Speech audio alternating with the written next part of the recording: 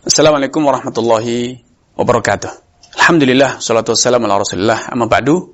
Anggota grup Dirasat Islamiyah yang semoga senantiasa dirahmati Allah subhanahu wa ta'ala, berbicara tentang pernikahan ataupun amal yang lainnya, maka jembatan untuk terjadinya hubungan pernikahan, hubungan perdagangan, atau sewa-menyewa, atau yang lainnya, dalam Islam itu disebut dengan namanya akad. Interaksi antara dua orang dalam hal-hal yang berkaitan dengan rutinitas.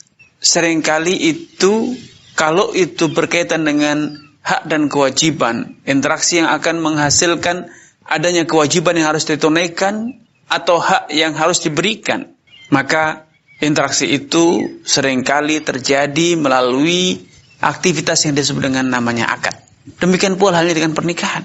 Karenanya Al-Imam Abu Syuja' rahimahullah ta'ala menyatakan, wala yasihhu 'aqdun nikah illa biwaliyin wa syahidai adlin. Interaksi antara dua orang lawan jenis, laki dan wanita, yang kemudian akan menghasilkan ikatan serta adanya hak dan kewajiban yang akan ditanggung dan diberikan kepada masing-masing. Ikatan itu yang kemudian dikenal dengan pernikahan itu, menurut Al-Imam Abu Syuja' tidak sah, ya. Tidak bisa diakomodir, tidak bisa diterima secara tuntunan syariat, kecuali bila memenuhi beberapa ketentuan. Salah satunya adalah akad itu dijalin antara laki-laki, yaitu calon suami, dengan wali, yaitu orang tua si wanita atau saudaranya atau kerabatnya yang lain yang memenuhi kriteria sebagai seorang wali.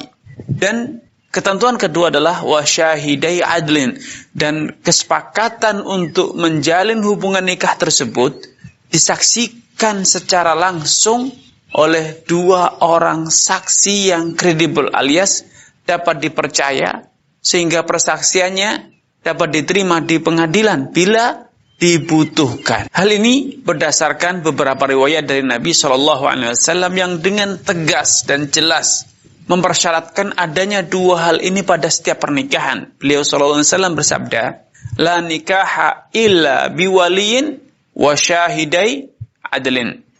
Tidak sah suatu pernikahan kecuali bila pernikahan itu dilangsungkan oleh seorang wali, dan wali itu tentu seperti yang akan kita bicarakan kelak, bahwa wali itu adalah lelaki yang terdekat yang memiliki hubungan nasab dengan wanita tersebut. Bisa jadi ialah seorang ayah, bisa jadi dia adalah seorang saudara atau seorang kakek atau seorang paman atau seorang sepupu, sesuai dengan kondisi yang ada pada masing-masing wanita.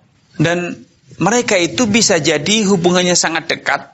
Misalnya seorang ayah, seorang saudara, paman, itu sangat dekat, kakek. Atau bisa jadi bila tidak ada orang-orang yang memenuhi kriteria di atas, tidak ada ayah, tidak ada saudara, tidak ada paman, tidak ada kakek, maka secara bertahap dan berurutan perwalian wanita itu berpindah kepada orang terdekat selanjutnya.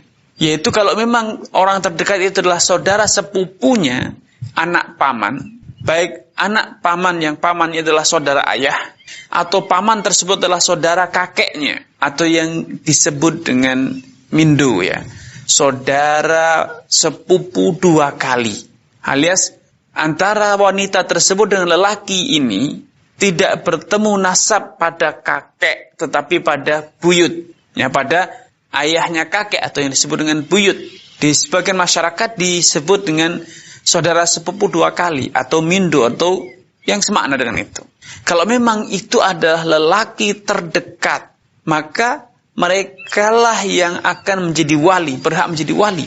Dan status sebagai wali tersebut tidak menghalangi ketentuan bahwa saudara sepupu itu halal untuk saling menikah. Karena mereka bukan mahram, tetapi bukan mahram bukan berarti tidak bisa menjadi wali. Kalau memang lelaki itu adalah lelaki terdekat nasabnya dengan si wanita yang akan menikah tersebut. Dengan demikian, bisa disampaikan pula bahwa bila lelaki terdekat itu adalah saudara sepupu, tolong diperhatikan baik-baik, bila lelaki terdekat kepada wanita tersebut, lelaki yang memiliki hubungan nasab dengan wanita tersebut adalah seorang sepupu, maka dia bisa menjadi wali.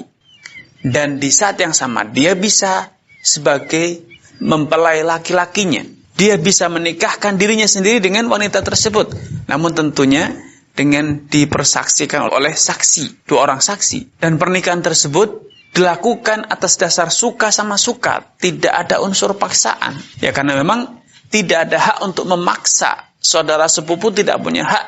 Sepakat para ulama, tidak ada hak bagi saudara sepupu untuk memaksa saudari sepupunya menikah dengan siapapun yang dia tidak sukai. Namun kalau ternyata terjadi kesepakatan, maka secara tuntunan syariat sah-sah saja saudara sepupu sebagai wali, karena memang dia lelaki terdekat. Di saat yang sama dialah yang menikahi wanita tersebut kalau memang mereka sepakat untuk melakukan hal itu, menjalin hubungan pernikahan. Karena memang saudara sepupu itu bukan mahram. Sehingga tolong difahami bahwa mahram berbeda dengan wali. Mahram itu adalah lelaki yang haram untuk menikahi wanita tersebut dalam waktu yang selama-lamanya, tanpa batas waktu. Tetapi yang namanya wali adalah lelaki terdekat yang memiliki hubungan nasab. Dan itu dilakukan secara berjenjang, ya, berurutan. Ini yang bisa kami sampaikan, kurang lebihnya mohon maaf. Billahi taufiq wal hidayah. Wassalamualaikum warahmatullahi wabarakatuh.